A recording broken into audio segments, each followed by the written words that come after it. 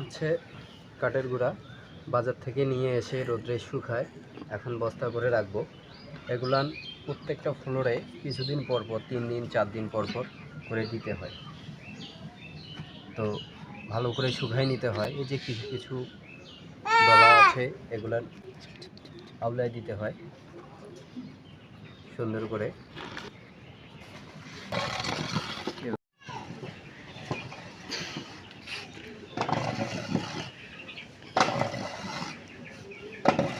এগুলো সাউন্ড যদি নাও দেয়, বুঝছো, এগুলো ইয়ে করবো, মনে করো অন্য কোনো ভিডিওর সাথে অ্যাড করে দিব, বড় ভিডিওর সাথে।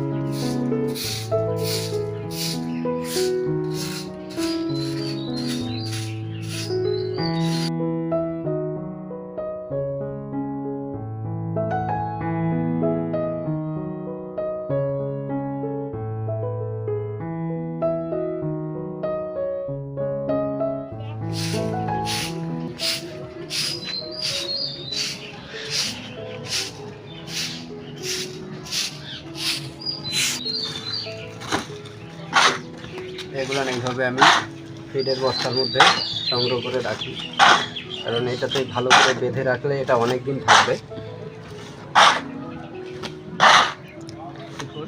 আসলে একটা খামারে বিভিন্নভাবে পরিশ্রম করতে হয়, শুধু একটা কাজ নয়, অনেক কাজ।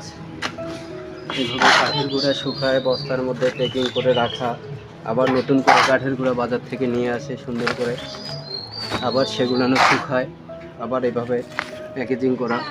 এখান থেকে বিভিন্ন ফ্লোরে চলে যাবে, যে ফ্লোরগুলোতে পাখি থাকে অথবা মুরগি থাকে।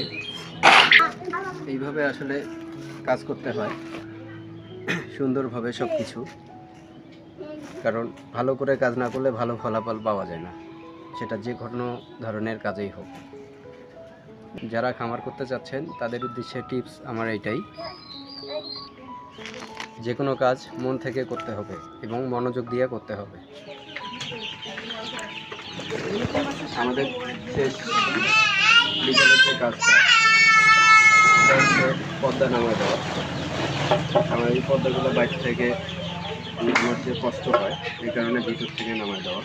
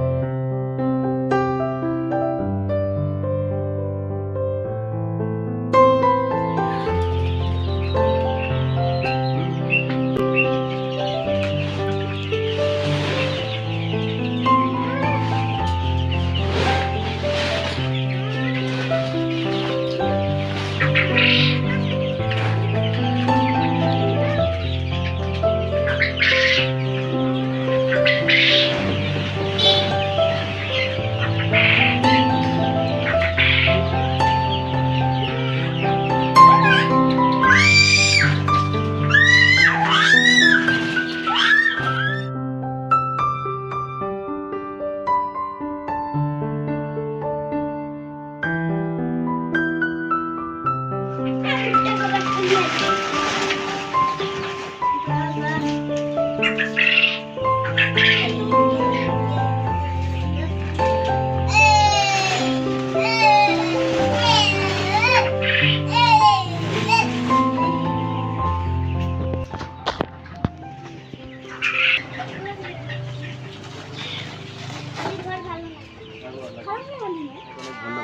আমার ভিডিওটা দেখার জন্য, এবং লাইক সাবস্ক্রাইব করে রাখবেন যাতে সুন্দর সুন্দর নতুন ভিডিও আপনাদের দিতে পারি। আর যে কোনো ভিডিওর জন্য যে কোনো ভিডিও চান আপনারা সেই ভিডিওটা আমাকে বলবেন, আমি দেওয়ার চেষ্টা করব।